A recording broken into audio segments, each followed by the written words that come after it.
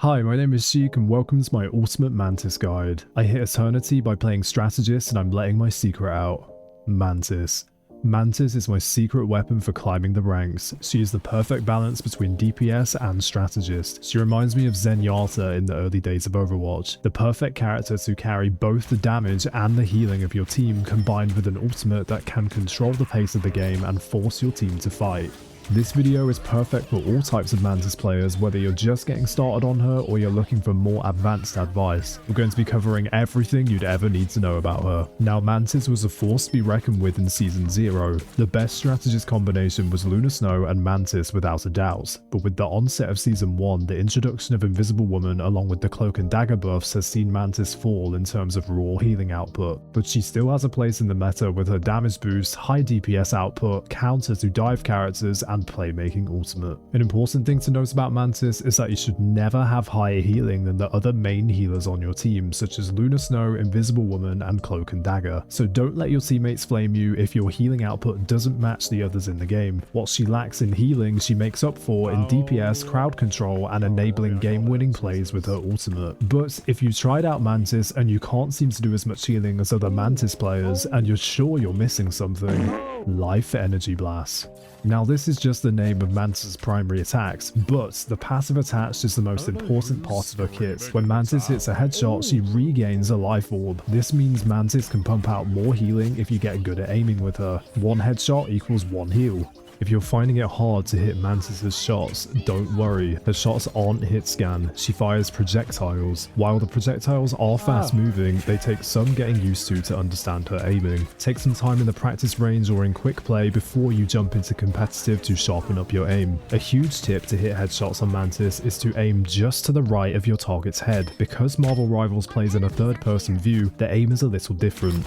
Just trust me and try it, you'll see a huge difference like I'm showing you here. Some further tips to land her shots are to fire down tunnels, passageways, and choke points where the enemies are likely going to walk. You should be permanently firing in teamfights with the one exception of buffing teammates. Pre-firing down these areas is pretty effective. You don't have to be the best aim in the world all the time, just be smart about where you choose to shoot. If there's a huge group of enemies, line up one of their heads and get firing. Her headshots deal 100 damage and her body shots deal 50 damage, which are good amounts of damage, but the best part is that she has no damage fall off, meaning she can try to snipe the backline carries with no penalty. This also comes in handy when taking pot shots at flying characters that might be high in the sky or far away. You might not have thought it, but Mantis can act pretty effectively as an anti-air turret, more effective than a lot of DPS characters. Because of the lack of damage fall off, Mantis can play a lot further back in your team without putting herself in harm's way. It's important to not play too aggressively when you're DPSing, as she has no escape like other characters such as Dagger, but you'll find you can run into most people's faces in lower elo as long as you're hitting your shots. You'll out DPS most people if you land a headshot on them with a damage boost. Now let's talk about her abilities.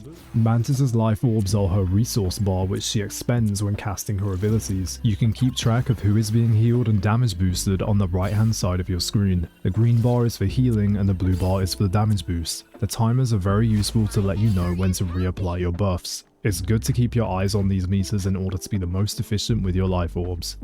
She can choose to expend life orbs in 3 different ways. She can heal allies, damage boost allies, or damage boost herself.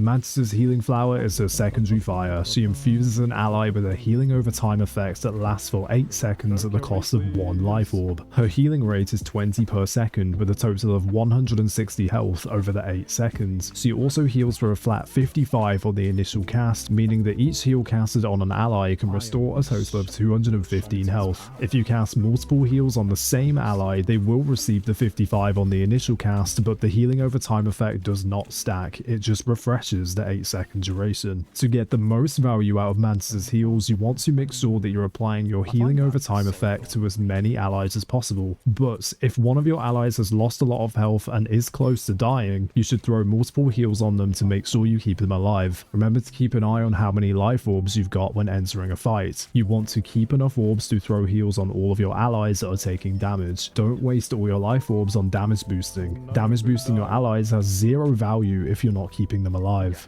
And most importantly, don't sit on 4 life orbs, always make sure you're using them.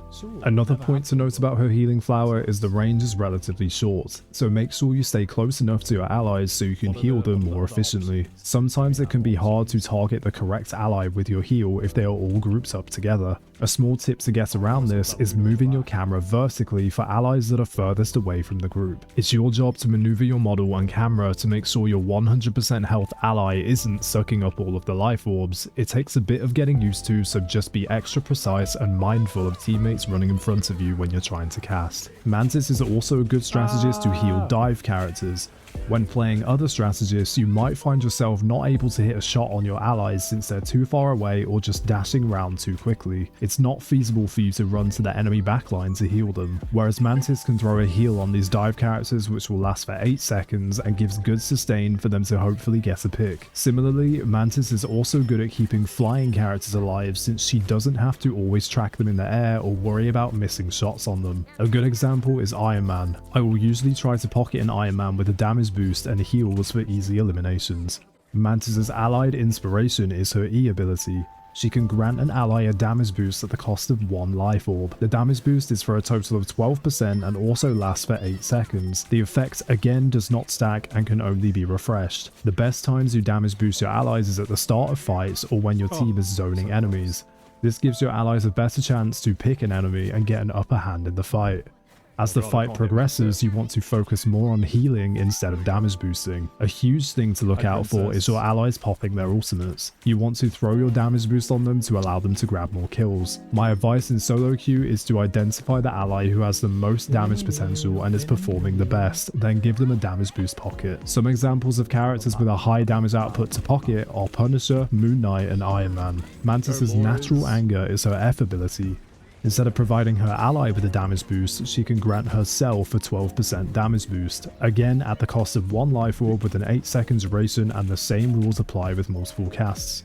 Buffing your own damage can be really valuable depending on your playstyle. Personally, I prioritize damage boosting myself when I'm trying to climb in solo queue, which is great in lower elo games. But as the skill level of your game starts to increase, you should focus more on damage boosting your allies that can output more damage than Mantis unless you're in a 1v1 situation or you have excess life orbs. You should be damage boosting yourself when having to deal with dive characters. You have a good chance of 1v1ing a flanker if you're accurate with your shots and your sleep. Damage boosting yourself also allows you to destroy tanks. Mantis fires very fast and whittles down their health very easily. An important point to note is that damage boosting yourself will trigger your self-healing passive as you are expending a life orb, so this is very useful to remember for when there are no allies with you. Mantis's Spore Slumber is her shift ability. She throws a projectile spore to sleep an enemy. The sleep acts like a stun. The spore deals 10 damage on impact and lasts for 3.5 seconds, but the duration can be removed early if their allies destroy the illusion which is generated upon landing the sleep, or when the slept target takes damage. But the slept target will not wake for the first 0.5 seconds upon taking damage.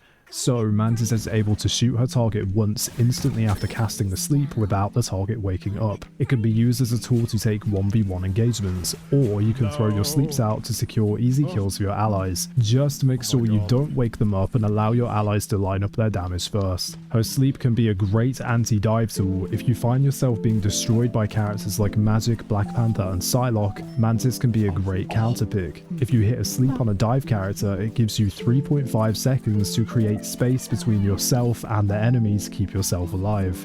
This gives you time to communicate with your team, ping the slept enemy, and wait for your allies to attack at the same time for a free pick. Or, if you're feeling yourself, you can try to take on the enemy yourself. If you're finding her sleep hard to hit, spend some time in the practice range to get a good feel for how the projectile fires. Try to aim at the floor or at the walls, as it is an AoE ability, so this is the easiest way to guarantee the spore hits. Her sleep will not connect through shields, barriers and crowd control immune abilities. When you get more confident with your sleeps, you can try to sleep enemies when they are casting their ultimates to cancel the cast. Here are a few ultimates that you can cancel: Black Panther, Iron Man, Magic, Penny Parker, Scarlet Witch, Spider-Man, Star-Lord, Storm, Winter Soldier, Wolverine, and the most important interrupt, Doctor Strange. Doctor Strange's ultimate is super impactful, but there's a pretty big window for you to cancel his ultimate. Even if you're not fast enough to cancel his ultimate, you can connect the sleep for his follow-up damage, which could be enough to save yourself and your allies. Nature's Favour is Mantis' passive. She receives increased movement speed when she is not injured. Mantis receives 12.5 healing per second when she spends her life orb resource for every 8 seconds. This means you can keep her self-healing permanently active as long as you expend a life orb every 8 seconds. This is a core part of Mantis' gameplay. The consistent healing over time makes her harder to burst down, so make sure you're keeping her passive up. This means she won't have to look for health packs if she's alone, and coupled with her self-peel, she definitely holds a lot more self-sufficiency than some other strategists. The extra movement speed is very useful when trying to get back to the team fights from spawn, and can also be a great tool to chase down her prey. In addition, higher movement speed makes her harder to track for the opposing team, which gives her a better chance at dodging attacks in 1v1s. As a final note for her passive, leaving combat for 3 seconds also triggers the movement speed buff even if you're injured. There are white trails that appear on your character model which signify if you're being buffed or not. A quick note before we talk about Mantis' ultimate is, I heard that if you hit the subscribe button and drop a like, you get an instant 10-game win streak. I'm desperate. Mantis' ultimate ability is called Soul Resurgence. Mantis provides healing over time and movement speed to the allies around her for 8 seconds. Any excess healing converts to bonus health at a 70% conversion rate and is capped at 100 extra health. When initially casting her ultimate, she and her allies gain 200 health immediately and then 150 health per second for 8 seconds. There is also a timer on your screen which is useful in tracking how long your ultimate has left. This should prompt you to think about your positioning at the end of the ultimate. You may want to start backing away with a second or 2 left so that you don't get picked off.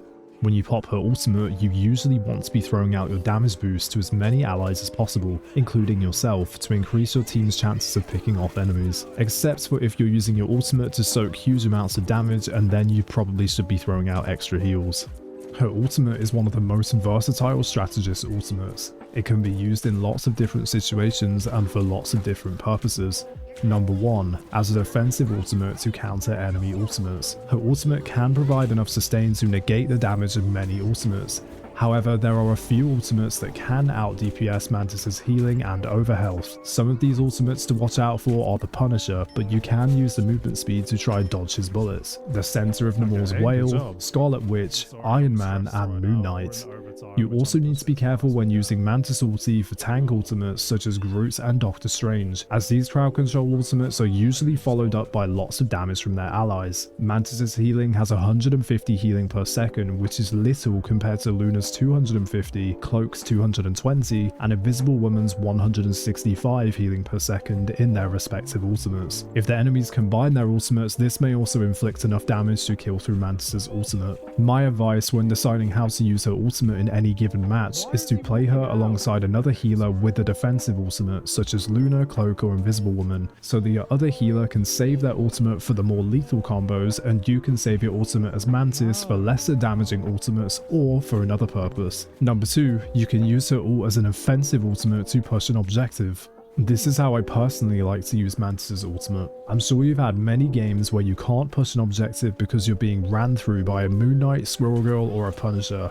Mantis' ultimate is perfect to rush the enemy with the extra movement speed and tank the damage with the overheal. However, if you're using your ult aggressively, you've got to make sure you obtain value from it. Look for easy takedowns or to force enemy ultimates.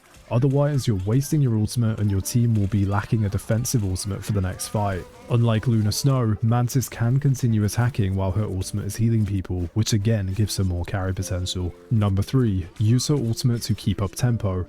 Examples of this can be ulting to maintain pressure and zone control by keeping the enemy away from the objective, allowing for extra percentage or payload push. I like using my ultimate to do this as enemies don't necessarily expect aggressive Mantis ults which are far away from the objective, and this could easily lead to a victorious teamfight and a team wipe. And number 4, you can use the ultimate to keep yourself alive or your ally alive. While some strategists may feel reluctant to drop their ultimate without directly countering an ultimate, if you are the first person on your team that is going to die at the start of a team fight, it is a wise choice to expend your ult and try your best to get value out of it. Popping a Mantis ult ramps up the tempo for your teammates. That's their signal to dive onto the enemies with the increased movement speed and health. Even though your ult was forced, popping a Mantis ult means the enemy will have to expend some ults to stop a team wipe. Just make sure you quickly regroup with your team to apply the buffs to them. Mantis' primary fire has a pretty fast fire rate, which makes her the perfect character to destroy deployables on the battlefield. As you are positioned at the back of your team, you have a wider view of the battlefield, so it's easier for you to spot deployables such as Moon Knight's Ankhs, Namor's turrets, Loki's clones, Loki's runes, Penny's nest, Punisher turret, and Squirrel Girl ulti. As a support, it's very important that you look to do this, as most of your allies are going to be focused on doing other things and you can't rely on them for this. I will always make sure I destroy these deployables in solo queue. Additionally, Mantis can hit 3 headshots on Loki's clones, which restores a life orb to Mantis per headshot, which means more damage boosts and more healing. Mantis also has a team-up ability with Star-Lord and Adam Warlock called Nature's Soul. Adam Warlock is the anchor, meaning he has to be on your team to activate the team-up. Adam gives Mantis and Star-Lord the ability to resurrect themselves after dying. The cooldown is 120 seconds. The team-up can be very effective, as you can essentially gain 3 additional lives for your team in a team fight. This team-up works very well against dive comps, as both healers can resurrect themselves, along with Mantis' heal potential with her sleep and Adam Warlock's soul bond ability, which links your team's health together and makes it harder for dive comps to get a pick. The team-up also means Star-Lord can play more aggressively. He's a very strong pick in the meta with a game-changing ultimate. As Mantis, you should look to throw your damage boost on him and pocket him whenever he pops his ultimate. If you're running Adam and Mantis as your healers, be mindful that you don't have a lot of healing, so it would be best to run 1 tank, 3 DPS and 2 healers, or a 3 healer comp. Adam and Mantis do not have enough sustain to keep up 2 tanks along with the rest of the team, usually. As for Mantis' current standing in the Season 1 meta, I would rank her as a strong A tier choice. She doesn't compare to the likes of Luna Snow and Cloak and Dagger, as her raw healing output is much lower. Her ultimate also has the lowest healing per second, so cannot sustain against enemy ult combos like Luna and Dagger can.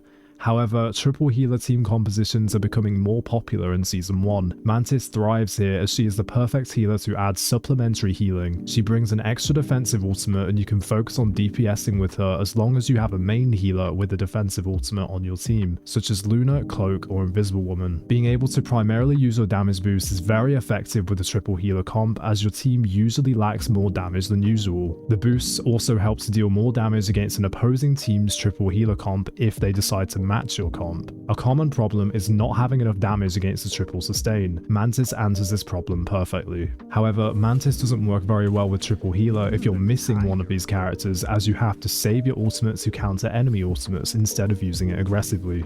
During my time playing Mantis, I find that she works best on domination game modes and when you're attacking an objective or pushing the payload. This is because her strengths revolve around getting picks, dealing damage, and pushing in with her ultimate. These strengths can easily be weaknesses when defending a payload, as you don't have enough sustain to keep your allies alive, and there isn't much scope to get a pick unless you're being dove. It is usually a lot more valuable for your team to play a character with better healing, such as Luna Snow, Cloak and Dagger, or Invisible Woman. Since we're coming to the end of this Ultimate Mantis guide, let me summarize a few of the key points to remember when playing Mantis. Number 1. You're not a main healer. I advise only picking Mantis if you have Luna, Cloak, or Invisible Woman. Number 2. Your ultimate is better as an aggressive tool. Make use of the movement speed. Number 3. Hit headshots to farm life orbs, which you can use to buff your teammates even more. Number 4. Keep your passive up. Expend a life orb once every 8 seconds to keep up your self heal. Number 5, pump out that damage. Damage boost yourself to be a hybrid, carry the damage and the healing to win your games. And finally, number 6, damage boost your allies in their ultimates. Overall, Mantis is a great strategist to pick up, both to have fun and to climb the ranks. She is the perfect hybrid to carry both the healing and the damage in your games. Thank you so much for watching my Ultimate Mantis guide. I hope you found my advice useful as an Eternity player in Season 0 and currently Celestial ranked in Season 1, which is top 500. I hope you found my advice useful. Lots more videos are coming just like this one, so be sure to subscribe and drop a like to support me. I stream on Twitch lots, so go check me out over there too. See you soon.